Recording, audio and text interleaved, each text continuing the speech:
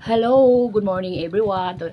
Welcome to my channel, Sophie Samper Vlog. Anyway guys, nandito ako sa aming river sa Barangay Concepcion, Ilongos, Leyte. Kasi nga gusto ko maiba naman ang ambience, yung parang nasa kabundok-bundukan at saka nasa kailog-ilogan. Ayan yung braids namin. Ito ako sa tabi ng my braids. So kaya, ayan guys. Anyway guys,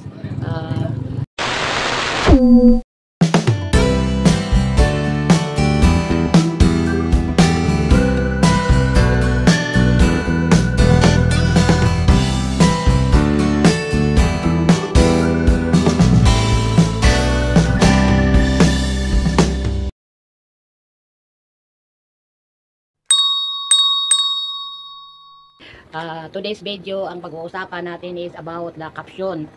O kung ano ang caption mo, doon nakadepende sa yung manonood kung makas ba nila yung caption mo, yung magustuhan ba nila. So, manood talaga sila tayo kung nagustuhan nila yung caption mo. So, ganito lang guys. Mayroong caption na related sa yung video. Mayroon ding caption na malayo sa yung video. Nag-ano lang sila, parang nag-disguise lang sila para maraming maingganyo na manood sa yung video. Pero sa totoo lang, minsan nagagamit ako ng caption na slight lang, yung ibig kong sabihin, yung mayroong konti siyang relate doon sa video na ginagawa ko, mayroon ding parang hindi siya talaga buo na nakarelate doon. So ganito guys, kasi nga ang caption isa din na makatulong sa yung video na maraming manonood sa iyo. Sa totoo lang. Ang number one, pwede ninyong i-search yan. Number one, kailangan talaga ng magandang caption. Diba? Kasi nga, hindi nakarelate sa'yo yung caption, ang video mo. Ganito lang guys, kasi nga, minsan, kailangan talaga natin ng caption na nagpa-dagdag ng iyong views. Kasi nga, pag ang caption mo ay hindi relate sa yung video is talagang hindi nila nagustuhan yun dahil nga hindi nakarelate sa yung video. Parang nandaya ka, di ba? Parang nandaya ka sa yung caption. So, maraming gumagamit yan na ang caption nila is hindi nakarelate sa kanilang video. So, parang nandadaya talaga yun. Depende lang sa'yo. Pero kung nagustuhan ka naman ng mga tao, napamahal naman sila sa mga video mo, sundan ka pa rin nila kahit paano ng ganyan. Kasi tao rin naman tayo ay magkamali, di ba? So, ganito lang guys. Ang paggawa ng video is hindi basta-basta. Hindi, gumagawa ka lang ng mamasyal ka, gumagawa ka lang nagpunta ka doon sa mga lugar na gusto mong pinuntahan. Hindi ganun guys, kasi nagsasayang ka lang ng panahon. Kailangan dapat nakapokus ang iyong video doon sa gusto mong marating, gusto mong paliwanag sa iyong manonood na ganito ang iyong video. Pero kung ganun lang talaga yung video mo, kasi nga para may ma-upload ka, ay wala, ganun lang, hanggang doon lang ang ating mga views. Wag ka na mangarap na aabot pa ng more than KK o more than million sa iyong views. Kasi nga, hanggang doon lang, katulad sa atin, nag-premiere tayo, hanggang doon lang sa ating premiere, ang mag-ikot-ikot ang iyong video. Dahil nga, hindi ni ma-relate ni YouTube ang iyong video kung saan niya ipapasa sa ibang content creator.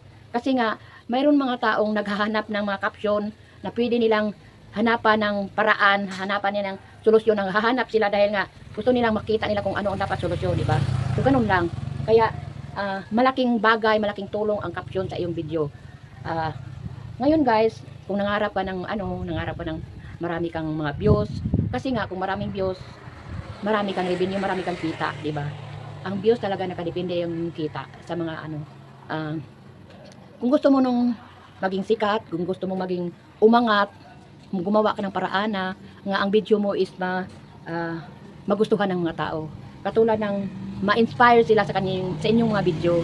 Yung gusto ko to dahil natutuwa ako. Parang ganon. Kaya yun ang gawin mong video. Sa mga nagdaan mong mga videos, kunwari wala kang videos na i-upload, pwede mo siyang i-re-upload ulit. Baguhin mo lang siya. Yung parang lagyan mo ng buhay. Di ba? Yung dati mong ginawang video, namamasyal ka. Ang ginawa mo doon is nagpa-music ka lang para may maganda naman ang makinig ang mga viewers mo. So, ang gagawin mo ngayon dahil wala kang video, baguhin mo siya. Gawan mo siya ng editin mo ulit, magawa ka ng doon, voice over, magsasalita ka. Kung tanggalin mo yung music doon, i-mute mo siya, tapos magkwento ka na saan ka man lugar nagpunta, saan ka man ang yung video nag-spread or pinakita, dapat sasabihin mo na ganito, dito ako, doon ako, ganito ang ginagawa ko, maganda dito, kasi nga maraming pumupunta dito dahil maganda ang lugar na to, yung parang ganoon. So ganoon lang talaga siya guys, kaya kung wala kang video, wag kang mag-alala, dahil pwede ka nang gumawa ng video mo, dati mong video nga pwede mong i-re-upload. Wala yan, kasi nasubukan ko na based on my experience, nasubukan ko na siya na i-re-upload ko siya ulit dahil nga wala akong video na ginawa. Kasi nga natama din ako, kaya yun ang ginawa ko. So ngayon guys, ang gagawin mo kasi nga wala kang video, editin mo siya ulit. Pag edit mo doon, 'di ba, ano mo lang doon, hindi ka nagsasalita doon, nagmasyal ka. Gawin mo siyang voice over. Magsasalita ka doon, pakita mo sa kanila na ganito, dito ako namamasyal sa lugar na ito, at saka ipakita mo kung gaano ito kaganda, ipaano mo sa kanila na pwede kayong mamasyal dito, yung ganon. Kung mabuo mo na yun, maganda yun. I-try mo siya. Kasi sayang din naman na yung mga video mo na ina-upload always, at saka na i-delete mo lang, di ba? Nakakapagod din yun. Dahil nga, pinaghirapan mo rin siyang videohin, tapos na-upload mo na siya. So, i-delete mo na dahil nga punong-puno na yung stories mo. Huwag, ang payo ko lang sa inyo, kung pwede kayong magkaroon ng, hindi naman mamahalin na cellphone, doon mo siya i-imbak. Kasi nga, mas maganda talaga yung mga lumang mga video na pwede mo i-renovate ulit, 'di ba? Parang bahay din lang, pwede mo siyang i-renovate ulit para hindi naman masasayang kasi nga pinaghirapan mo 'yun. Tapos i-delete mo lang dahil nga punong-puno ka na at saka na-upload mo na siya. Hindi pwede pa yung mai-upload ulit. Hindi bawal yan yung YouTube. Anuhin mo lang, editin mo lang siya ulit. Tanggalin mo yung yung parang hindi interesado, tanggalin mo siya doon para panibago ulit. Kasi nga hindi naman ng mga tao yung mga video na always pinanood, hindi naman nila mahalata yan. Tsaka hindi nila ma-memorize yung mga video na ina-upload mo always. So, di ba? Yung mga luma mo dati mga video, gawin mo siyang bago. So, yun lang. Ang payo ko sa inyo, pag wala kayong video, yung dati yung mga video, pwede nyo i-edit ulit. Para naman, hindi ka na mahirapan pang magawa ng video. Ako, ginawa ko yan. Kaya parang na-experience ko na siya. So, gusto ko i-share sa inyo na pwede nyo gagawin yan. Para hindi naman sa araw-araw ba naman gawa ka ng video, parang minsan, iwan ko sa inyo, ako nasawa na ako. Sa totoo lang, nasawa na ako, parang natamad na ako dahil nga mayroon din akong karamdaman, hindi maganda ang pangangatawan ko, kaya may panahon talaga natamad ako. So, ang ginawa ko kahit sa bahay lang ako, yung mga luma kong mga video, ini-edit ko ulit. Nilagyan ko na siya ng buhay, di ba? Ang ibig sabihin ng buhay, magsasalita ka doon. Alam nyo ba, iwan ko kasi sa mga kasamahan natin yung minsan na mayroong mga, kung naman kayo ma-open sa akin, maganda siyang lugar, tapos bigyan mo lang ng siyang music, parang wala yung kabuhay-buhay eh. Nagme-music ka lang doon, ano-ano ka, palipat-lipat ka ng video, walang kabubuhay yun. Sayang lang yung effort mo, sa totoo lang, huwag kayong ma-open sa akin, sayang lang. Dahil, ganito, kunwari, yung luma mong video, namamasyal ka, ituro mo sa kanila, ganito, dito, maganda dito na lugar na to, yan, yun lang naman salita mo, mag-voice over ka talaga, para naman maramdaman ng mga tao na ganyan ka.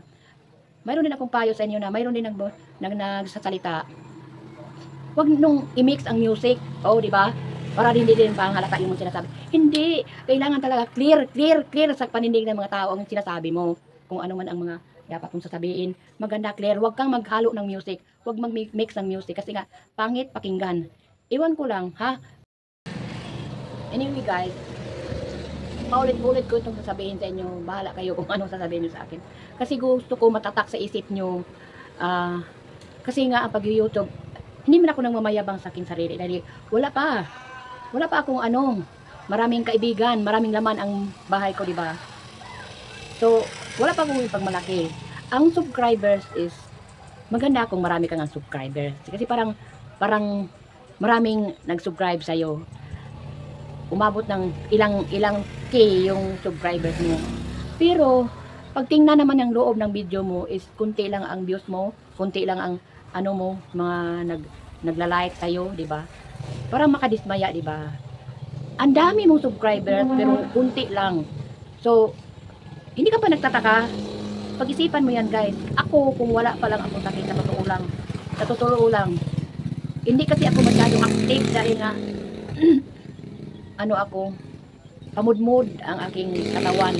mayroong maganda, mayroong hindi. Kaya mood din ang aking paggawa. Pero hindi pwede yun. Kailangan talaga consistent upload ka.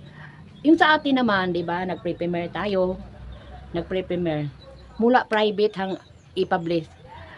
Yung mga klaseng ganun guys, sa totoo lang, hanggang doon lang talaga ang views mo.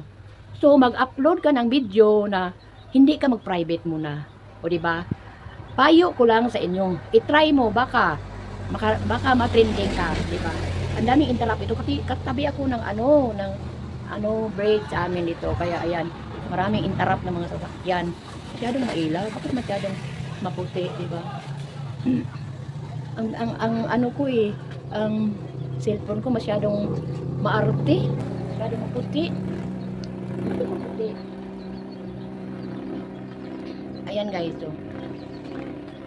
Ang ano lang, yung tawag nito, yung pagka-upload mo ng hindi private is maganda yun. Subukan mo, i-try mo. Mag-upload ka ng mga 10 minutes, di ba? 10 minutes, gawin mo 10 minutes para yung yung ad mo hindi bitin. So, ganito lang, nag-upload ka, try mo. Gumawa ka ng magandang video, kahit yung mga luma mo mga video, itagpi-tagpi mo yun. Yung parang i-edit mo siya. Tapos gawin mo buhay na buhay. Saka bigyan mo ng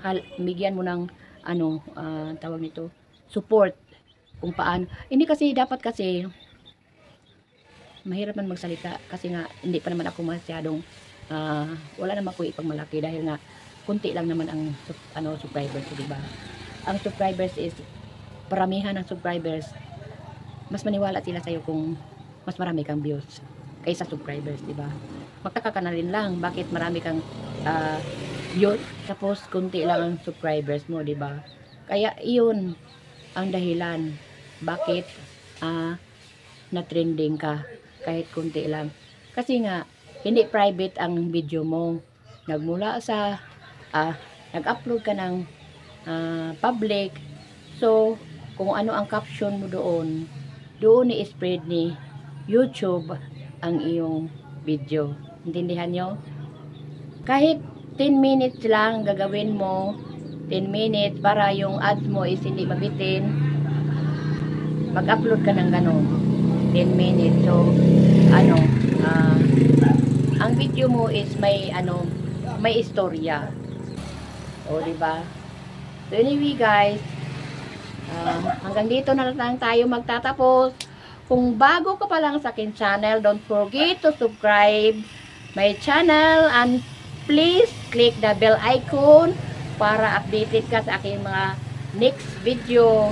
So yun lang guys, have a good day. Thank you so much. God bless to all. Bye.